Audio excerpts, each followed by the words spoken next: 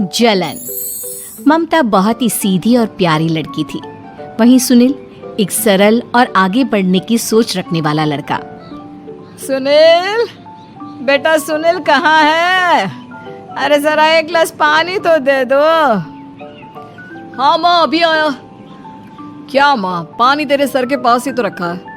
क्या हो गया है, तबीयत खराब है क्या?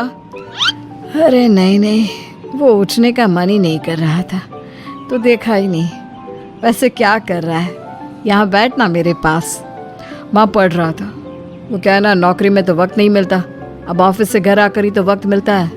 अच्छा अच्छा ठीक है, पढ़ ले जा बेटा। सुनील पढ़ लिख कर और आगे बढ़ना चाहता था, लेकिन माँ की तबीयत खराब देखकर सोचता है कि शादी ही कर ले। कब तक माँ का ख्याल वो अकेले रख पाएगा?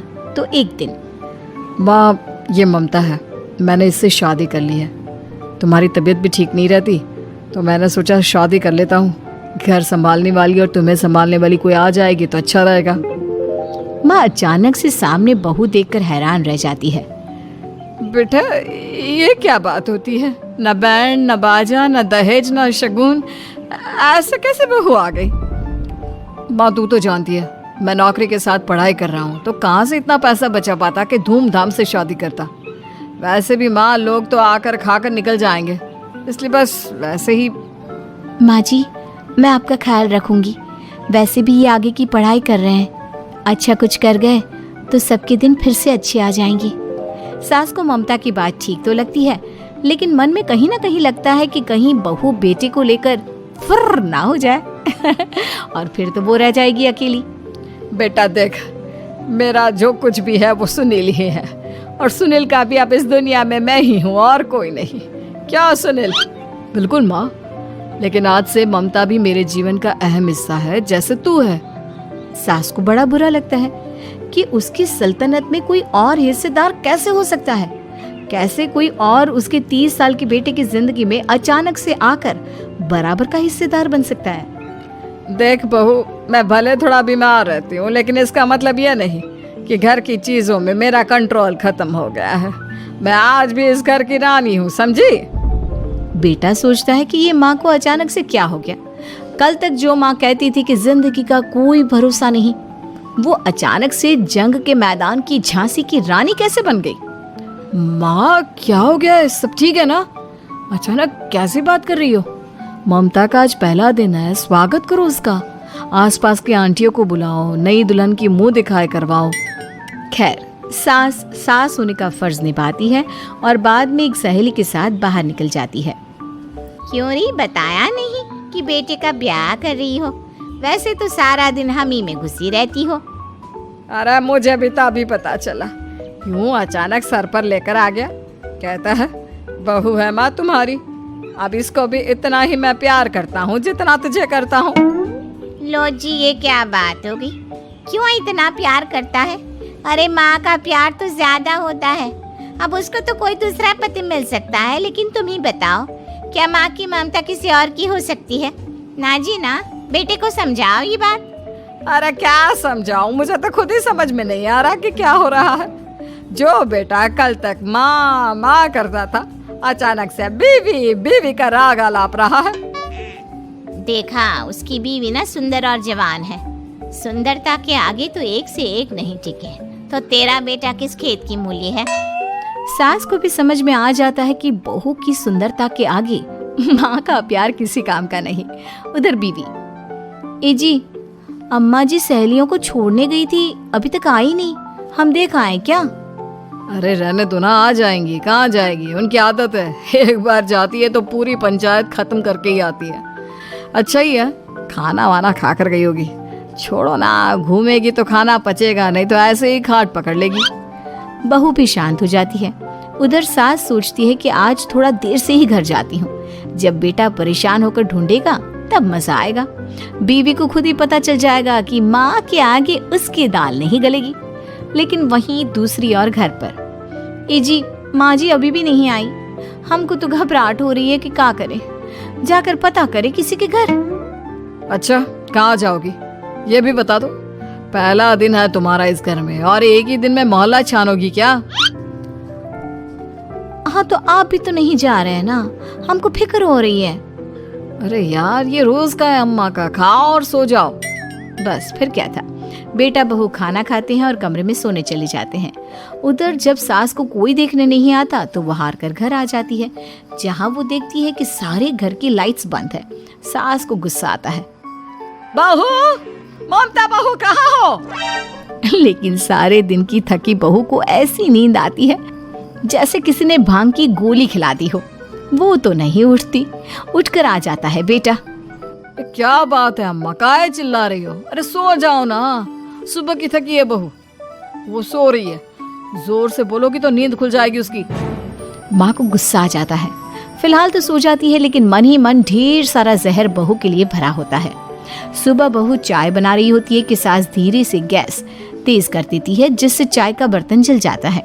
और जैसे ही बहू चाय का बर्तन उठाती है, उसका हाथ जल जाता है। मेरा हाथ जल गया। वो जोर जोर से चिल्लाकर इधर उधर भागती है कि सास थोड़ी देर में उसके हाथ में पानी डाल देती है। हाय रे बहू, क्या कर रही हो? पहली बार रसोई छुई हो क्या? सासू माँ गलती से गैस तेज रह गई थी और बर्तन जल गया, जिससे मेरा हाथ जल गया। हाय रे, कितना गंदा दाग। छी छी छी छी, मुझे तो उल्टी आ रही है तेरा गला हुआ मांस देखकर। तू ना मुझे अभी साथ से खाना मत लगाना। बहू भी खुद का हाथ देखती है तो उसे भी रोना आ जाता है। कुछ दिनों के बाद सास की सहेली आती है। बहू चाय बनाकर लाती है। उसके जाने के बाद सहेली कहती है, बहू की सुंदरता ऐसी है कि कोई भी दीवाना हो जाए। वैसे तेरे बेटे का क्या हाल है? अरे वैसा ही है, बहू के पीछे लट्टू। क्या करूं, कुछ समझ में नहीं आ रहा। मैंने तो बहू के चेहरे पर दिवाली के पटाखे की चक्री फेंक दी, उसका पूरा चेहरा जल गया। अब देखो ना रही सुंदरता, और ना ही अब मेरा बेटा उसे पूछता है। अरे अब तो वो उसे छोड़कर दूसरी भी देखने को बोल गया है मुझे। बहू सारी बात सुन रही होती है। आंटी एक बात बताइए, क्या भरोसा है कि दूसरी सही आए और आपके अनुसार रहे? देखिए आंटी, मेरी सासू माँ को गलत बात सिखाने की जरूरत नहीं है। हमारा परिवार साथ में खुशी से रह रहा है। देख बहू, मेरी सहेली की बेइज्जती ना कर, वही अच्छा रहेगा तेरे लिए, समझी? बहू नहीं मानती है। वो बार बार उनकी सहेली को घर से निकल जाने को कहती है। तभी सास की सहेली पास के चूल्हे से लकड़ी लाकर बहू के चेहरे पर लगा देती है। बहू जोर जोर से रोने लगती है। अरे ये क्या कर दिया?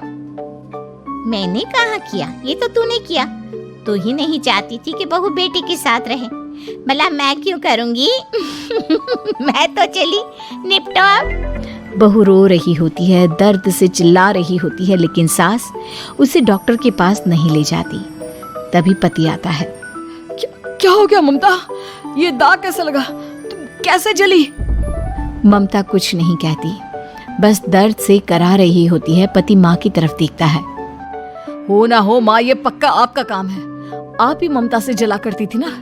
देखना माँ, अब पुलिस आएगी, केस बनेगा, लेकिन पहले मैं ममता को अस्पताल लेकर जा रहा हूँ। सभी अस्पताल जाते हैं, जहाँ डॉक्टर ममता की सास से कहते हैं, आपने तो नहीं जलाया ना बहू को? अब ममता की सास के तो पसीने छूट रहे होते हैं। वो घबरा कर कहती है, ना ना डॉक्टर साहब, कैसी बात करते हैं? हम क्या जलाएंगे अपनी बहू को? डॉक्टर ममता के पति से पूछते हैं, देखिए, क्योंकि ये ससुराल में जली है तो मामला पुलिस का बनता है, तो आप पहले पुलिस को बुलाइए, तभी इलाज पूरा होगा। सास डर जाती है कि अब तो बच्ची जिंदगी जेल में ही रहना होगा। रहने दीजिए ना, पुलिस को क्यों बुलाना? सारी हंसी खत्म हो जाएगी जब पुलिस के डंडे पड़ेंगे। बहू को जलाना भले ही बहुत आसान हो, लेकिन उसके बाद सारी जिंदगी जेल की हवा खाना। सास डर जाती है। पुलिस आती है। पास लेटी दर्द से करा रही ममता स्टेटमेंट देती है। तो क्या हुआ था? कैसे जली आप? ममता पास खड़ी सास को देखती है। बेटी बताओ, कैसे जल गई तुम? ओए, काका का किरण वाली शाहरुख, चुप, बिल्कुल चुप। सास चुप। सभी इंतजार करते हैं कि ममता क्या बोलेगी। जी मैं खाना बना रही थी, लकड़ी उड़कर मेरे ऊपर गिर गई और मैं जल गई। सास बहू की बात सुनकर रोने लगती है। देखा माँ, कितनी समझदार है ममता। ये चाहती तो, हाँ बेटा, ये चाहती तो मैं आज जेल में होती। मुझे माफ कर दे। मैं आगे से अभी कभी ऐसा नहीं करूंगी। बहू के साथ मिलकर रहूंगी। मुझे माफ कर दे।